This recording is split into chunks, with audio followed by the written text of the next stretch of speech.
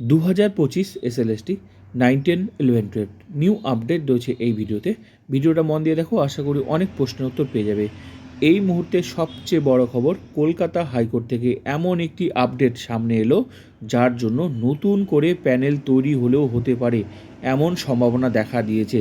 কেন বললাম, এই আপডেটটা দেখলেই তোমরা বুঝতে পারবে, তারপর বাকি তথ্য আমি তোমাদের দিচ্ছি। তো চলো দেখে নেওয়া যাক।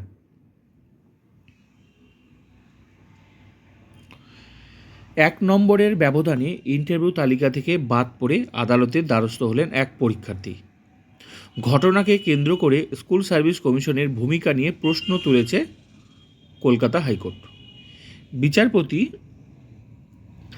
বিচারপতি অমৃতা সিনহা কমিশনের কাছে বিস্তারিত ব্যাখ্যা চেয়ে 20 ফেব্রুয়ারির মধ্যে রিপোর্ট জমা দেওয়ার নির্দেশ দিয়েছেন।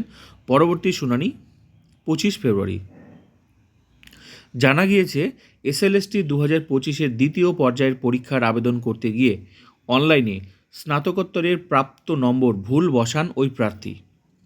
মোট 600 নম্বরের মধ্যে তার প্রাপ্তি ছিল 60%, কিন্তু ফর্ম পূরণের সময় অসাবধানবশত কম নম্বর নথিভুক্ত হয়। সেই ত্রুটির জেরে একাডেমিক স্কোরে কম নম্বর যোগ হয় এবং চূড়ান্ত কাটঅফে থেকে 1 নম্বর পিছিয়ে পড়েন তিনি। আদালতে আবেদনকারীর আইনজীবী বলেন, নাম, বয়স বা অন্যান্য বিভাগে সংশোধনের সুযোগ থাকলেও শিক্ষাগত নম্বরের ক্ষেত্রে ঠিক করার ব্যবস্থা ছিল না। ভুল ধরা পড়ার পর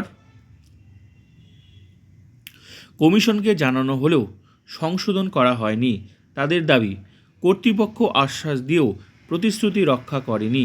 অন্যদিকে কমিশনের বক্তব্য, ইন্টারভিউ তালিকা ও প্যানেল ইতিমধ্যে চূড়ান্ত, এই পর্যায়ে পরিবর্তন সম্ভব নয়।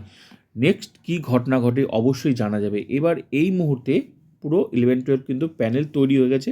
সবার একটা করে র্যাঙ্ক আছে, কারো 1, কারো 2, কেউ জেনারেল, এসসি, এসটি, ওবিসি। তো এই মুহূর্তে পুরো প্যানেল কিন্তু একদম রেশিও অনুযায়ী কমপ্লিট, ওয়েটিং লিস্ট একদম রেশিও। তাহলে এই মুহূর্তে এই ক্যান্ডিডেটকে কোথায়, এবার তোমরা বলো, এই মুহূর্তে এই ক্যান্ডিডেটকে এসএসসি কোথায় রাখবে? কলকাতায়, যদি কলকাতা হাইকোর্ট থেকে জিতে যায়, তাহলে এই ক্যান্ডিডেটকে কত নাম্বারে ঢোকাবে? 1 নাম্বারে তো অলরেডি একটা সিরিয়াল লিস্ট রেশিও অনুযায়ী কমপ্লিট হয়ে গেছে। তো এর ফলে কি হতে পারে তাহলে তোমরা নিজেরা বলো। প্যানেল তো নতুন, একে রাখতে গেলে নতুন করে প্যানেল তৈরি করতে হবে, না হলে কোথায় রাখবে? তোমরা কমেন্ট করে জানাতে পারো।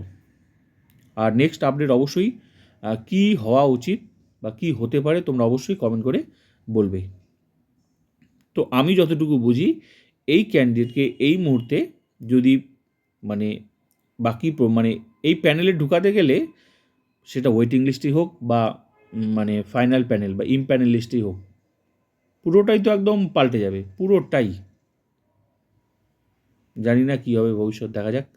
তোমাদের মতামত কি অবশ্যই কমেন্ট করে জানাতে পারো।